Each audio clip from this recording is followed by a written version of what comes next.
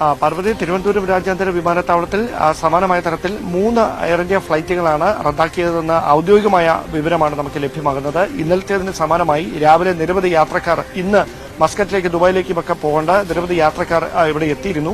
പക്ഷേ അവരെ അനുനയിപ്പിച്ച് അധികൃതർ തന്നെ വിമാനത്താവള അധികൃതർ തന്നെ പറഞ്ഞു വിട്ടിരിക്കുകയാണ്. ഇവിടെ ശേഷിക്കുന്ന ചിലർ നമ്മോടൊപ്പം ചേരുന്നു. എവിടെ നിന്നാണ് വരുന്നത്? കന്യാകുമാരി. പേര്? ശിവകുമാർ. എവിടേക്കായിരുന്നു പോകുന്നത്? മസ്കറ്റ്. എന്താണ് നിങ്ങൾക്ക് കിട്ടുക? ഏത് ഫ്ലൈറ്റിനായിരുന്നു? ഒമാൻ ഇന്ത്യൻ എക്സ്പ്രസിന്റെ ആണ് ടിക്കറ്റ്. ഇന്ന് 8:30 പോകാനുള്ളതാ.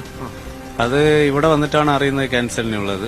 പിന്നെ ഇപ്പൊ ചോദിക്കുമ്പോ പറയുന്നു 15-ാം തീയതി കഴിഞ്ഞിട്ട് പോവാണ്. 15-ാം തീയതി കഴിയുമ്പോൾ നമ്മള് നാളെ വിസ തീരുവാണ്. നാളെ വിസ കാലാവധി തീരുവാണ്. അതുകൊണ്ട് അവരുടെ അടുത്ത് ചോദിച്ചു വേറെ എന്തെങ്കിലും ഒരു ഫ്ലൈറ്റിൽ ഒരു ടിക്കറ്റ് എടുത്താ ഒമാൻ എയറിലോ. അവർ പറയുന്നത് നിങ്ങൾ നോക്കിയെടുത്ത് പോവാണ് പറഞ്ഞിട്ട്. അപ്പൊ നമ്മൾ നോക്കിയപ്പോ ഇവിടെ ഇരുന്നിട്ട് എവിടെ നോക്കാനാ ഇപ്പൊ പെട്ടെന്ന് അങ്ങനെ ചോദിച്ച് നിൽക്കുന്നു.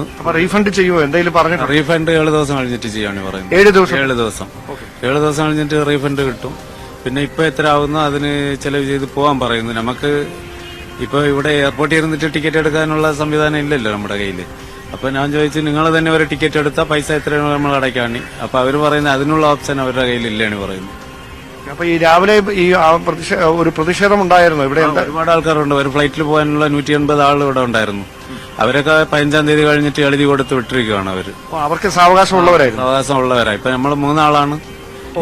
വിസ കാലാവധി തീരുന്ന 3 പേരാണ്. ഇന്ന് നാളെയും പോകാനുള്ളവരാ. ഇപ്പൊ 2 ആൾക്ക് ഇന്ന് അത്യാവശ്യം ഇറങ്ങാനുള്ളവരാ. അവര് അവിടെ നിൽക്കുന്നു.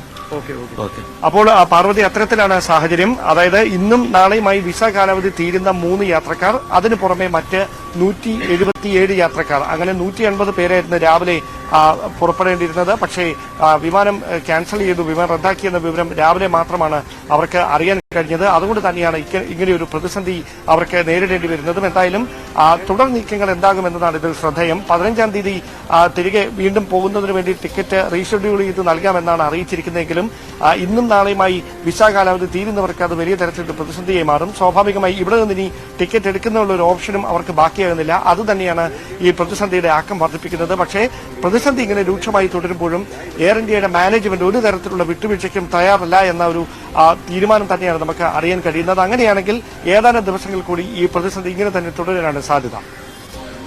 വ്യക്തമാണ് ഡാൻ കുര്യൻ. എയർ ഇന്ത്യ ജീവനക്കാരുടെ സമരം തുടരുകയാണ്. ഒപ്പം മാനേജ്മെന്റും വിട്ടുവീഴ്ചയ്ക്ക് തയ്യാറല്ല. വലയുന്നത് യാത്രക്കാരാണ്. വിവരങ്ങൾ നൽകിയത് MG മിഥുനും ഡാനി പോളും ഡാൻ കുര്യനും. മറ്റു വാർത്തകൾ കൂടി നോക്കാം.